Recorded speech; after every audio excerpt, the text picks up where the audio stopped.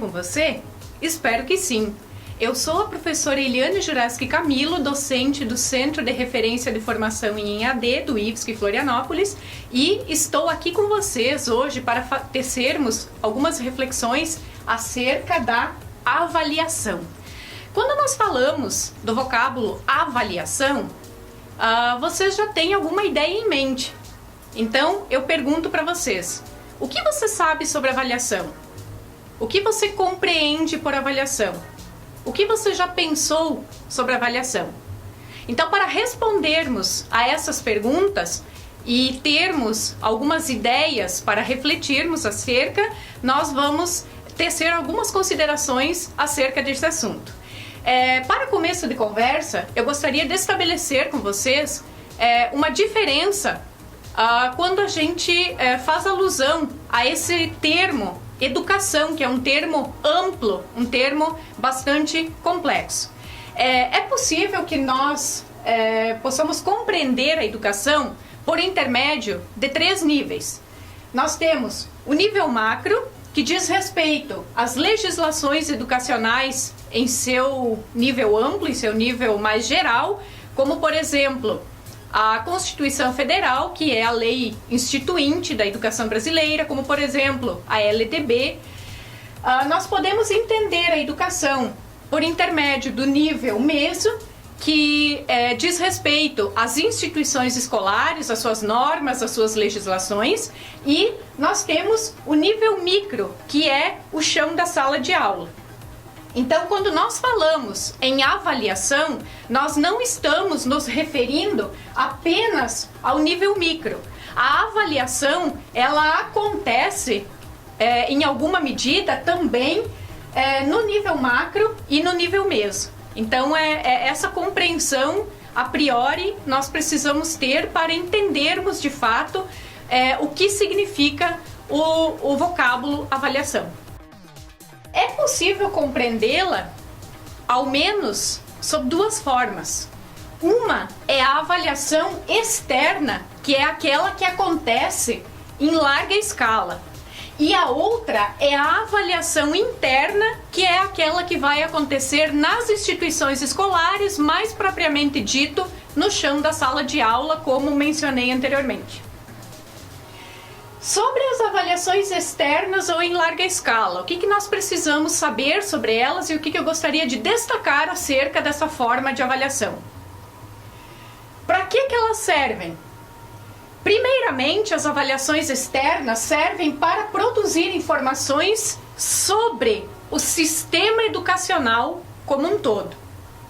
As avaliações externas servem também para acompanhar se o que foi planejado está ou não se efetivando. E elas também servem para subsidiar e para nos fornecer dados que podem servir como base para os gestores ou as gestoras no replanejamento de ações em prol de melhorias necessárias na educação. Então, essas são as grandes finalidades das avaliações externas. É importante destacarmos o seguinte acerca das avaliações externas.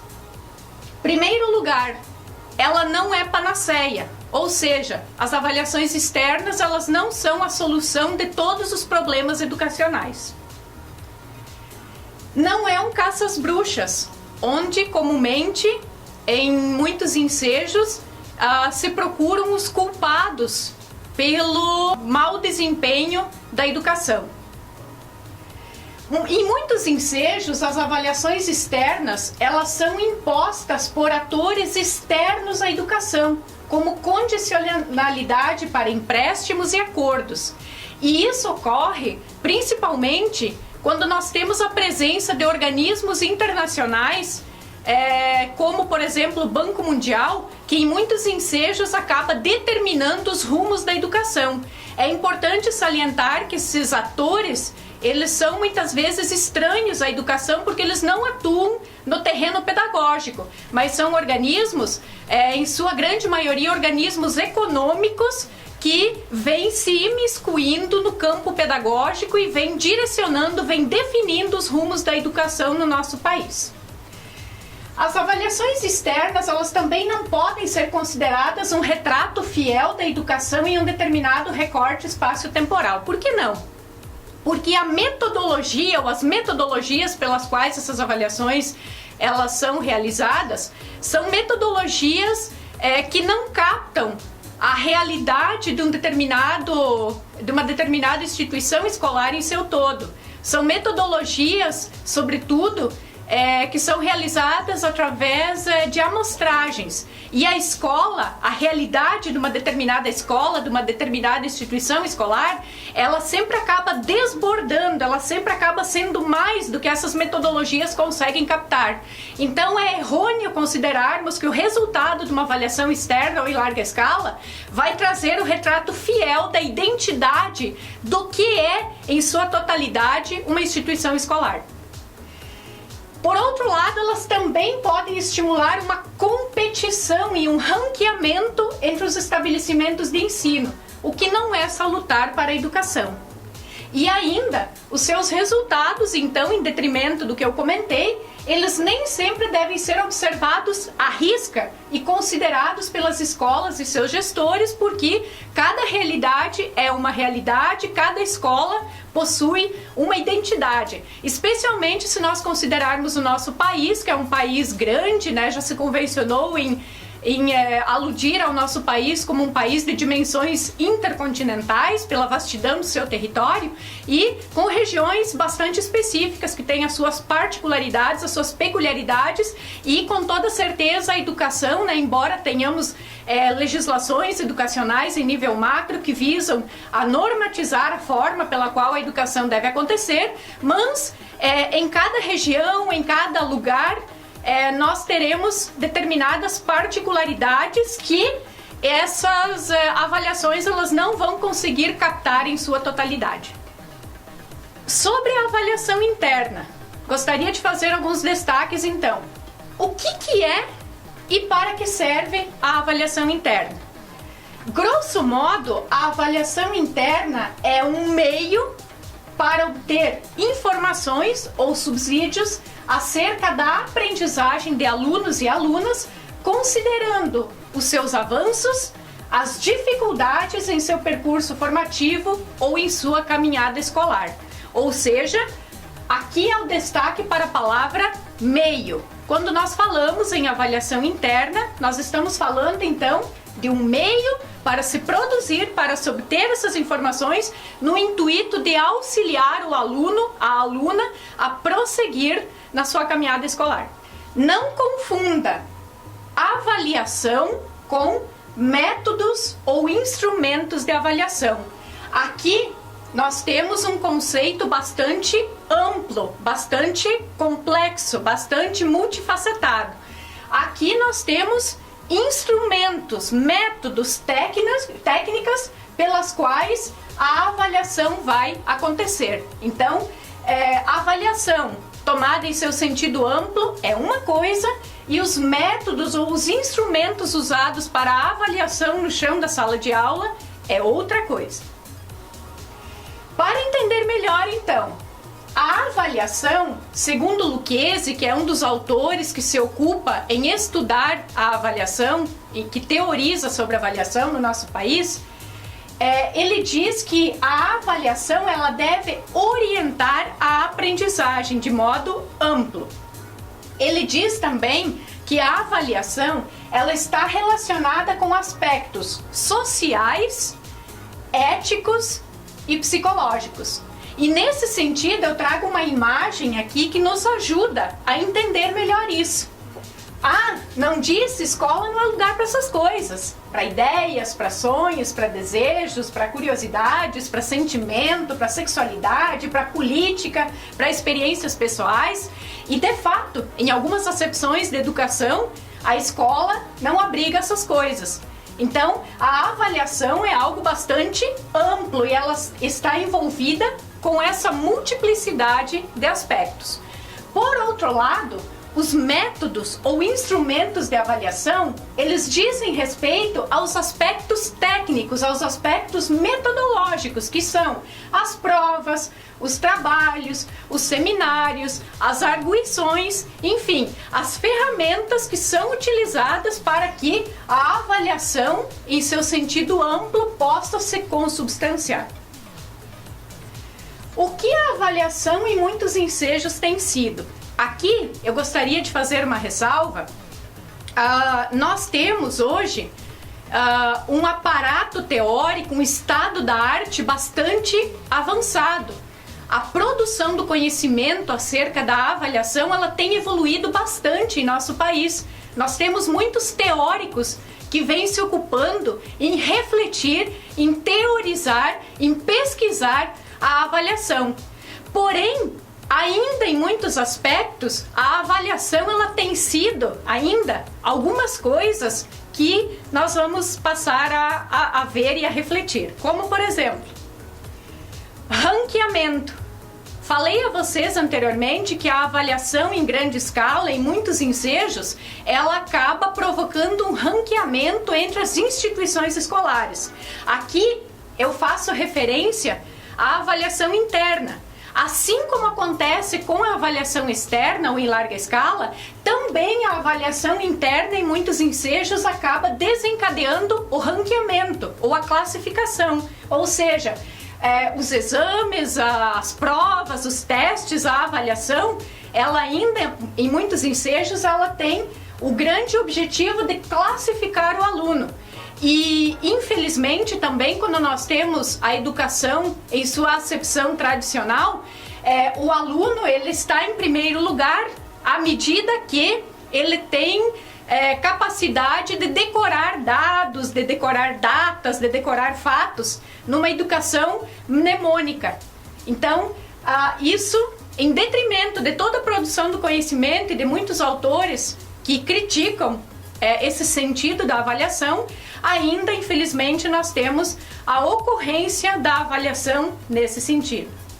Ou ainda, nós também temos, como essa imagem muito bem nos remete, a avaliação usada como uma forma de garantir a disciplina em sala de aula. Então, aqui nessa imagem, o professor está chegando e, surpresa, está vindo com uma prova. Então, em muitos ensejos ainda, isso também ocorre. A avaliação ela é utilizada como uma ferramenta no sentido de garantir a disciplina na sala de aula. E nós temos um autor, um estudioso, que é Celso Vasconcelos, que disserta muito bem acerca dessa acepção da avaliação, quando ela é utilizada como uma ferramenta garantidora da disciplina dentro da sala de aula. E essa, com certeza, como nós já estamos conversando, não é, ou não seria, ou não deveria ser a grande finalidade da educação. Ou ainda, em alguns ensejos, como essa imagem nos faz refletir, a avaliação ela é encarada como um castigo, que também não seria a melhor finalidade para a avaliação. Diante dessas reflexões, então, eu trago de alguns autores, eu, pesquisadora anã, estudiosa anã, procurei subir no ombro de alguns autores gigantes para enxergar um pouquinho mais longe acerca da questão da avaliação e trago a vocês algumas pistas para que nós possamos refletir e possamos usar nas nossas práticas, utilizar nas nossas práticas escolares ou compreendê-las, né, independente do nosso papel enquanto trabalhador da educação, né, quer docente, quer técnicos administrativos, algumas pistas então para que nós possamos pensar e repensar acerca da avaliação. Primeiro, historicamente, a função docente foi sendo associada ao controle, à fiscalização, ao disciplinamento, à medida, à verificação, a tal ponto que, para muitos professores, sua principal tarefa passou a ser transmitir conteúdos e logo constatar quantos alunos assimilaram, indicando claramente, através de notas, conceitos ou menções, quais são os aptos e inaptos, ou seja, aqueles que não merecem prosseguir nos estudos. Isso quem nos diz é Celso Vasconcelos. Então aqui nós temos evidente uma acepção de educação tradicional, onde uma das funções do professor, do docente, é classificar os alunos e definir aqueles que estão aptos a dar continuidade aos seus estudos e aqueles que não estariam aptos em dar continuidade à sua caminhada escolar. Então, aqui nós temos um entendimento de avaliação que precisa ser superado. Lucchesi nos traz o seguinte: a avaliação, para assumir o caráter transformador e não de mera constatação e classificação, antes de mais nada, deve estar comprometida com a promoção da aprendizagem e do desenvolvimento por parte de todos os alunos. Esse é o sentido mais radical, é o que justifica a sua existência no processo educativo. Então, bastante significativa, bastante importante esse excerto de Lucchesi, porque ele nos traz aqui o sentido radical. O que nós devemos entender por isso? O sentido radical é a raiz. Qual é a raiz do entendimento da avaliação? Qual é o objetivo, a grande finalidade da avaliação? Por que ela existe na educação? Por que ela existe no sistema escolar? Por que ela existe lá no chão da sala de aula? Ela existe porque ela precisa estar comprometida, então, com a promoção da aprendizagem e do desenvolvimento do aluno. Ela deve estar a serviço desse processo. Essa é a grande razão da sua existência. Outro excerto de Lucchesi que eu trago aqui como uma pista para nós pensarmos é que a avaliação da aprendizagem, por ser avaliação, ela é amorosa, inclusiva, dinâmica e construtiva, diversa dos exames, que não são amorosos, são excludentes, não são construtivos, mas classificatórios. A avaliação inclui, traz para dentro. Os exames selecionam, excluem e marginalizam. Então fica muito fácil nós entendermos esse excerto. Quando nós pensamos num exame classificatório, num vestibular, por exemplo, o vestibular, o que ele faz? Qual é a grande finalidade, a grande função de um exame vestibular?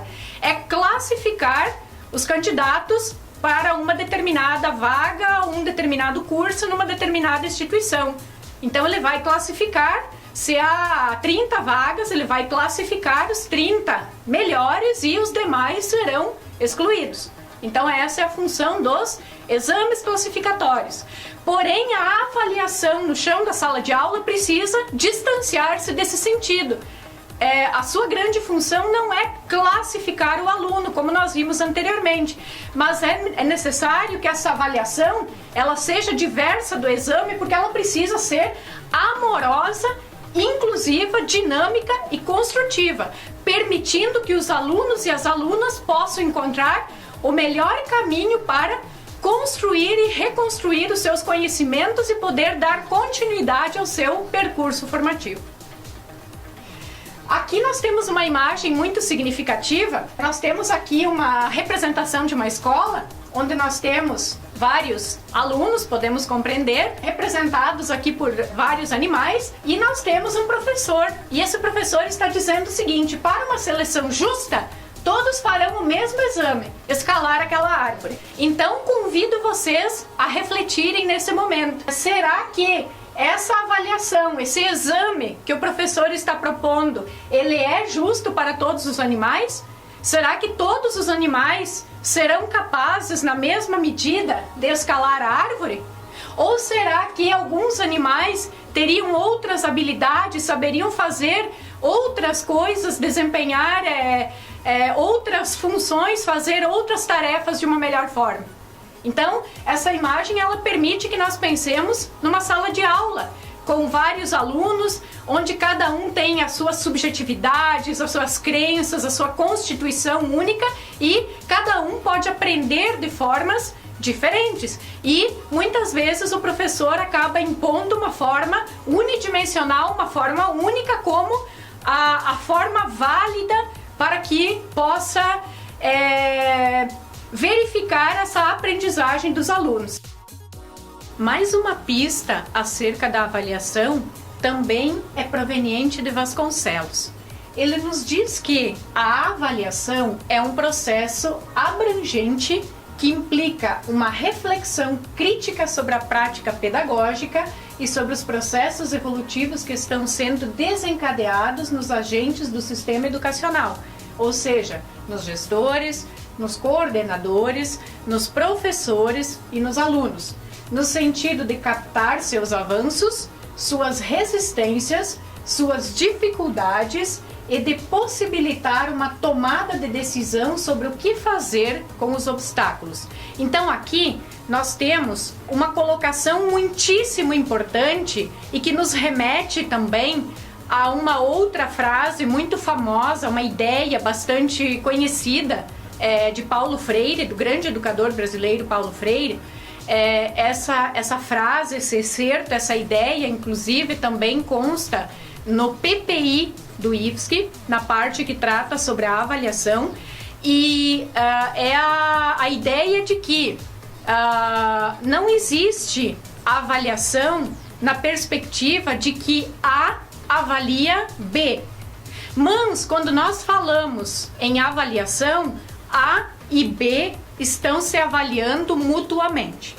Ou, dito isso de uma outra maneira, para que vocês possam entender melhor, quando ocorre uma avaliação, não é apenas o aluno que está sendo avaliado por intermédio de uma avaliação, de um instrumento de avaliação, seja ele qual for. Uma avaliação, ela sempre vai avaliar não apenas o aluno, mas vai avaliar o professor, vai avaliar os gestores, vai avaliar os coordenadores, enfim.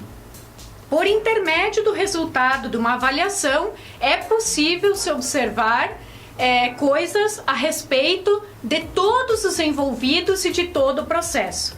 Para exemplificar, quando um determinado professor aplica uma prova numa determinada turma e grande parte ou não importa se for a maioria ou se tiver algum aluno que não foi bem nessa avaliação, que não obteve um resultado satisfatório, o resultado que era esperado nessa avaliação, é preciso se olhar, é preciso se analisar, porque nem sempre a culpa pelo fracasso, pela ideia de fracasso que muitas vezes nós atribuímos, ela vai ser sempre do aluno. Ou seja, isso nos permite concluir que quando um aluno fracassa, ele não fracassa sozinho, mas fracassa juntamente com ele o professor, uma ideia, uma noção, uma acepção de educação, uma ideia, uma maneira de se gerir uma instituição escolar. Então há vários elementos que estão envolvidos nessa avaliação, nesse ato de educar e que, direta ou indiretamente, de forma implícita ou de forma explícita, também são avaliados aqui no momento de se aplicar um instrumento de avaliação.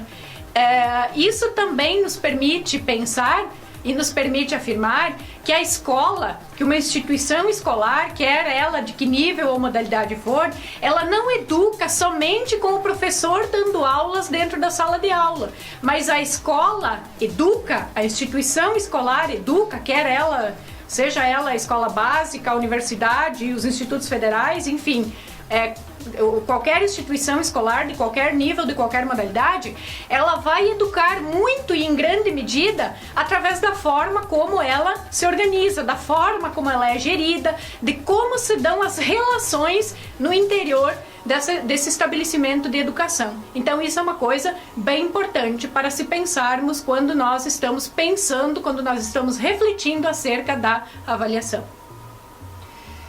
Outra ideia de Gonçalves nos diz o seguinte: torna-se fundamental a inclusão da autoavaliação no sistema de autoaprendizagem, sem prescindir de outras formas. Essa postura deve ser vinculada ao estímulo da corresponsabilidade, que poderá contribuir para que os participantes percebam e avaliem, respectivamente, sua própria aprendizagem e dos demais. Então, essa assertiva, essa ideia, ela nos introduz a importância da autoavaliação, porque muitas vezes, e principalmente quando nós nos reportamos ao senso comum, pensa-se que a autoavaliação ela é uma espécie de vale-tudo, que ela é uma espécie de facilitador quando nós falamos em ferramentas e instrumentos de avaliação. Mas a autoavaliação ela possui, ela carrega, ela traz em si um potencial de aprendizagem, de análise, de síntese, de reflexão, de voltar-se a si mesmo, um potencial bastante grande e que nem sempre ele é aproveitado em seu todo. Então fica uma dica ali bastante importante, uma pista ali bastante relevante acerca da autoavaliação quando nós estamos nos propondo a refletir acerca da avaliação. E avaliar é fundamental no sentido de proporcionar instrumentos de observação das transformações provocadas ao longo dos processos de ensino e aprendizagem. Os resultados obtidos devem servir para, quando necessário, promover alterações na dinâmica educativa, potencializando o desenvolvimento aprimorado e pleno do educando rumo a uma aprendizagem significativa. Então essa pista ela é de arriada. Então aqui é ressaltado o sentido de, através da avaliação, se potencializar o desenvolvimento, se aprimorar o desenvolvimento do educando e partir então rumo a uma aprendizagem significativa. O que é uma aprendizagem significativa? É aquilo que faz sentido ao aluno, é uma aprendizagem que leva em conta o contexto do aluno, é uma aprendizagem que valoriza os saberes trazidos pelo aluno, porque afinal de contas os alunos, as alunas, eles não são tábulas rasas, eles não são seres desprovidos de saber, de cultura, mas eles adentram a escola já com os seus saberes, com a sua cultura, e esses saberes e essa cultura precisam ser levados em conta pela escola. Por quê? Porque quando isso não acontece, quando há um distanciamento entre o saber trazido pelos alunos e o saber que a escola elege como saber que vale, que tem que ser ensinado, que precisa ser difundido, aí acontece uma perda de sentido. O aluno não encontra sentido na escola e muitas vezes isso acaba levando à repetência, à evasão e o aluno então acaba abandonando a escola. Era isso então. Seriam esses os apontamentos que eu gostaria de trazer para esse momento. Espero que eles tenham lhe ajudado a pensar, a repensar e a refletir e a elaborar um novo sentido, uma nova ideia acerca do que é a avaliação. Grande abraço e muito obrigado pela atenção e por terem permanecido comigo até o findar dessa reflexão.